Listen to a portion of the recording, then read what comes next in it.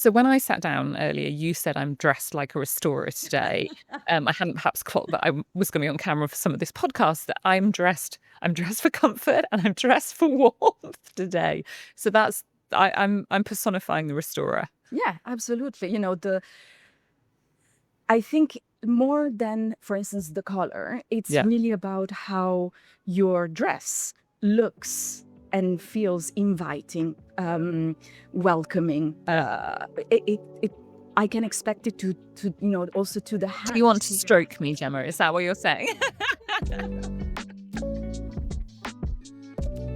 That's Gemma Riberti, Forecasting Director at WGSN. And I'm Carla Buzasi, CEO of WGSN and your podcast host for Lives of Tomorrow.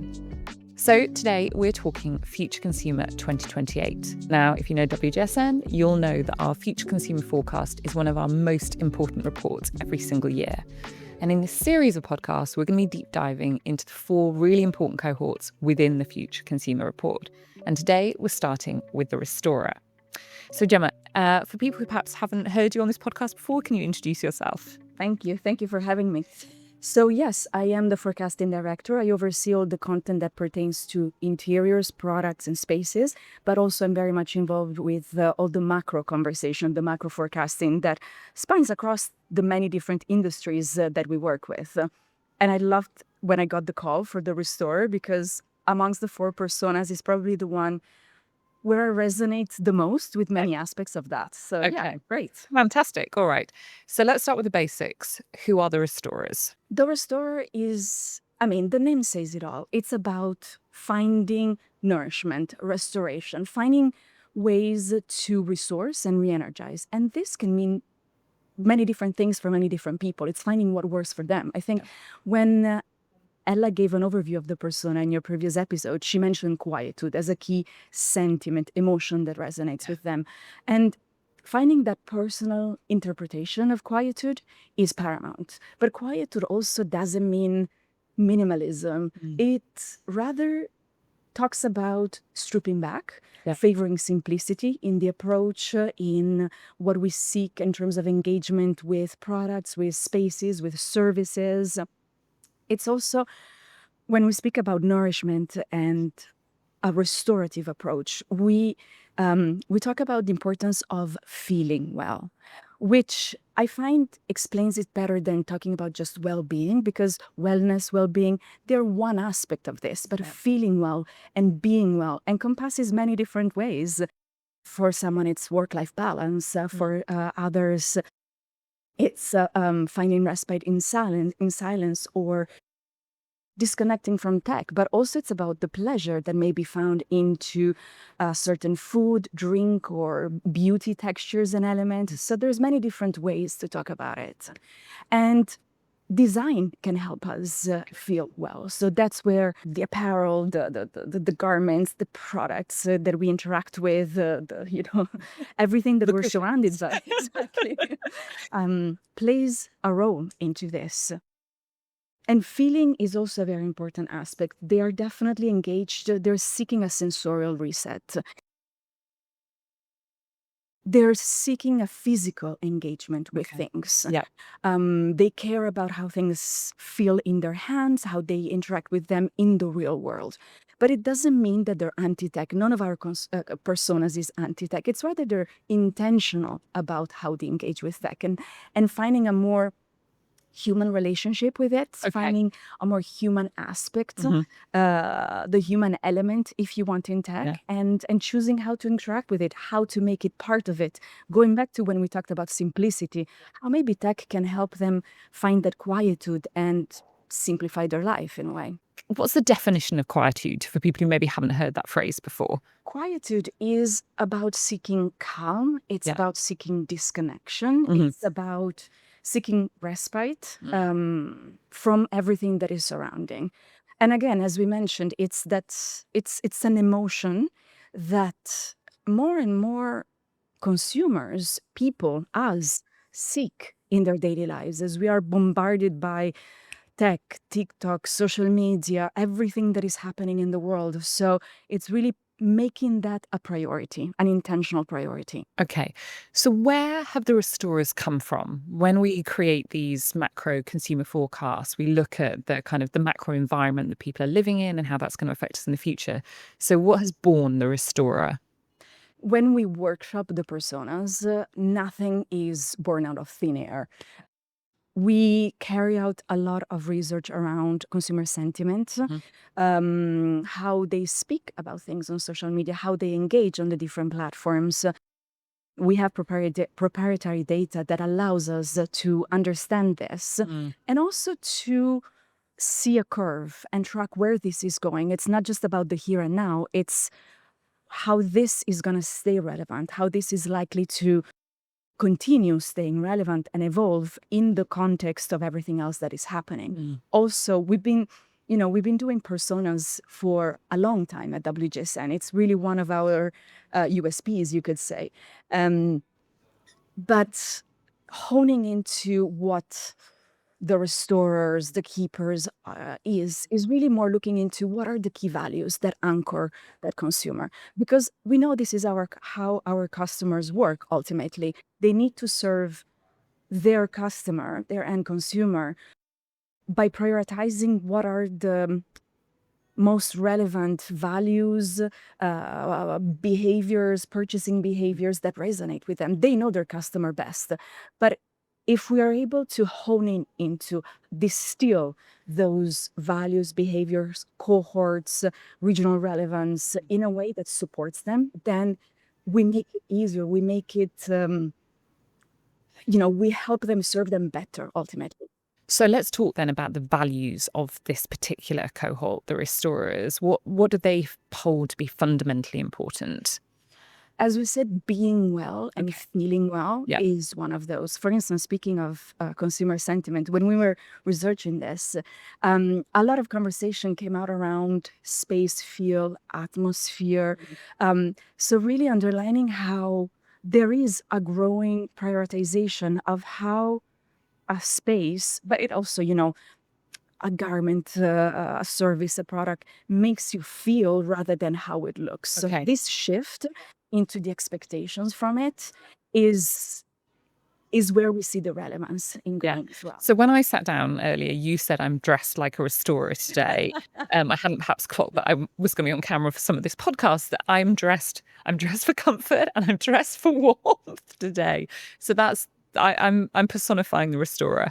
I think more than, for instance, the color, it's really about how your dress looks and feels inviting, welcoming. I can expect it to also to the hat. Do you want to stroke me, Gemma? Is that what you're saying?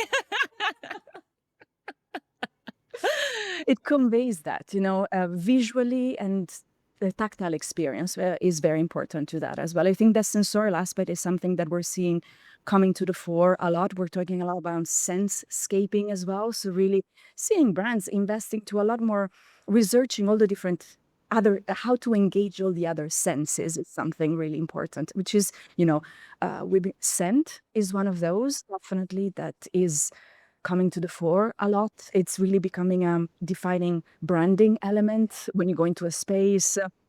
I saw, for instance, in Melbourne, Aesop collaborated with a local design studio to create curtains at the entrance that are made from an algae, but also they are scented. So really emphasizing it embodies everything that the brand stands for. So also the locality of the studio they work with, of the algae that are sourced, but also almost like three-dimensionalizing the experience. Okay. Yeah. Amazing. I can see that occur. Sound is another super important aspect that we're really seeing becoming very important. We're seeing a lot of listening bars becoming socially engaging environment. Okay. So let's get kind of practical about the restorers. So when we're talking about future consumer, it's a lot about how people are going to work, live and play, but that then follows through into the products and experiences that they're going to want as well. What are the purchasing priorities for a restorer? Definitely that it speaks to an aspect of what for them is being well and well-being. Yeah. So that is definitely something they seek into the products. One of their non-negotiables is that it restores rather than depletes, you could say. So it doesn't take more energy than it entails by interacting with it, which goes back to what we were saying around the importance of simplicity, of ease of use, and intuition into that aspect. They also prioritize longevity. When we talked about the intentionality in their purchasing behavior, it's also they care about doing well for their community, for the locality, for other people and the environment. So they really care about buying fewer items that last for longer. We actually have the data stating that the majority of this customer of this customer actually would rather pay more for something that lasts longer than paying less now, but having to replace it soon after. Yeah. So it's very. I guess that comes to the intentionality that they put into purchases, right? Because we do know that there is a big say-do gap when it comes to lots of consumers. They say that they will buy less and buy better, but the vast majority don't. And I think what's quite interesting for me about this cohort is the fact that there is less of that gap because they're spending more time thinking and researching those purchases. So they've got time to make that equation, which actually you're still getting value for money because something is going to last that much longer. What are their non-negotiables? Well, as like one of those is indeed that idea of that restoring rather than depleting, as we said. The longevity aspect entails repairability. It's one of it's a key aspect. They really engage with brands that can hold up to the promise, or maybe are launching services that help them extend the life of what they purchase. So for instance, you take John Lewis, they launched a repair service and they've seen the engagement with that skyrocket. Wow. Others have been doing it, and also making part of the repaired element a key narrative pivot, basically physically, visually as well. It's like it shows that there's a story to tell.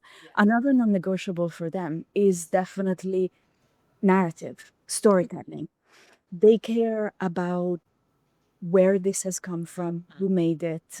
It translates into that purchasing spending that we talked about as well, the research that goes behind it. But that's how they're intentional in it as well. So craft, for instance, is one aspect they engage with a lot. But craft, we need to keep in mind, it's not just handicraft. Craft is a word that has been quite maybe diluted or watered down in its application. Craft, in the definition of it, means a skill, that there is a skill into making something. And making by hand is one element of it, showing the mark of the maker, and all of this is important. But you can have skill into finishing something that has been industrially made as well. We need to keep in mind that certain elements are mass produced, but there is maybe it's the designer that developed that as well. I don't know, this is reminding me of an article I read at the weekend, and Damien Hirst, it was an interview with him, and he's talking about the fact that he may not sell his original artwork in the future because the prints now are so good and he can sell so he makes way more money from the prints. He's not going to stop creating the original artwork. So he said he may still do that on very special commissions, or because he still gets, joy out of doing that. But prints make so much money. And what I found very interesting about the interview was it wasn't necessarily that it just makes so much money. It was the fact that the quality is still there, but there's still art within that, right? Yeah. I mean, it is art as the very definition of the word, because we're talking about something that an artist has created. But I did think that was quite interesting. It sort of stayed with me. And now you're talking about it, I can see it in this world. We talk about digital craft as well quite a bit, because there is a skill, a unique set of knowledge that goes into training a machine to crafting something ultimately, even if it's 3D printed but I think it's important to think about craft not just as someone stitching something, which is definitely hyper important. It's a key value to this persona, and there is huge value to it. But I think it's important to think that there are many different facets to craft. Imperfection is definitely something that the restorers look for, because imperfection is a proof that a human was involved. So that's an interesting, we're seeing this even in communications and branding. Yeah. You're seeing brands that are starting to embed mistakes or spelling mistakes or elements like that into their comms, because that's the proof that AI didn't do it, because AI will not do a spelling mistake. I really like that. Okay, let's do some quick fire questions. So we'll come off the restorers and talk a little bit about you instead. So short, snappy answers, please. What did you say you wanted to be when you grew up? A writer. Ah, well, you write quite a lot. What's your most frequently used app? Ooh, at the moment, Vinted, I would say. Okay. I'm definitely going through Through clearing through your and through your vintage phase. I loved having the Christmas break for that. Yeah. Clearing out. Your favorite AI tool? Probably ChatGPT has just become Okay. a conversation Yeah. helping me out. I was talking to one of my team yesterday and they said that last Friday night, ChatGPT had said, "You're working late again tonight." That it got to know him so well that it was like telling him it was time to stop working. I thought it was great. What's the song you've currently got on repeat? Eyes Without a Face, Billy Idol. That's because, That's quite retro. my son was obsessed with asking us all the time to find a song called Human Grace. And we Okay. tried everything and we couldn't find it. Yes. And then one day we heard it somewhere, could be the supermarket. I was like, this is the song. I was like, oh, that's it. This is the song. Okay. And also a lot of David Bowie, because not because of Stranger Things, which could be the obvious answer. Yeah. But because of Labyrinth. Ah, I loved Labyrinth Right? when I was growing up. The Perks of Having a 7-Year-Old. I watched that film over and over again. He wants to be in Labyrinth next Halloween. Oh my God. I totally forgotten about that film. Wow, that's a blast from the past. The last thing on your bucket list that you ticked off? I went rope climbing. Ah. And I have a fear of heights. Okay. So it was a good challenge for me. Yeah. I loved it. Ah. And that was indoors. Okay. Now my next challenge is to do it outdoors. Okay. Is this a new 2026 thing? We'll see. Okay. Love that. Okay. Let's get back to the restorers then. So if you work in product design, branding, marketing, how should you innovate for the restorer? If you want to innovate for them, start by understanding your customer, understanding their pain points, and seeing where you can intervene with making them feel better. Okay. We say something in the forecast around, if you help your customer feel more, you help them feel better. And I think is a really good way to feel more to feel better. Feel more to feel better. Okay. We have data saying that consumers they are more likely to engage with brands that deliver strong emotion, that make them feel engaged emotionally. Yeah. And also it's about making them feel seen and heard and cared for. So I think starting with that is important. It doesn't have to be grand gestures. Yeah. Is giving them space to think. Yeah. It's actioning it in retail spaces, giving them places to pause. This is something we're starting to see a lot coming to the fore. For instance, at trade shows, a lot more opportunities without the need to sell you something, really creating a space to take a break for the press, for the buyers that are at the show, like really creating these havens almost. And that's how you win. You make them feel cared for.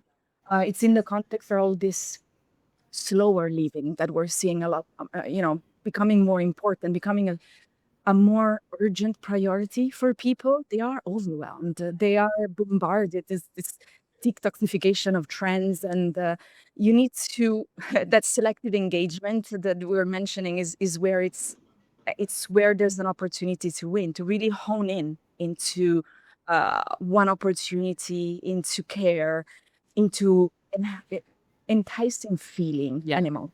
Yeah.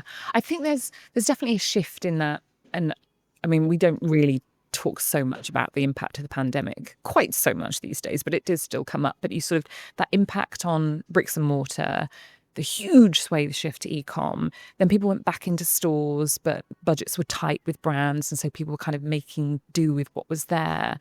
To get me into an actual shop now, that experience needs to feel soothing and calming and joyful and all of those other things. Otherwise, Why would I interact with that?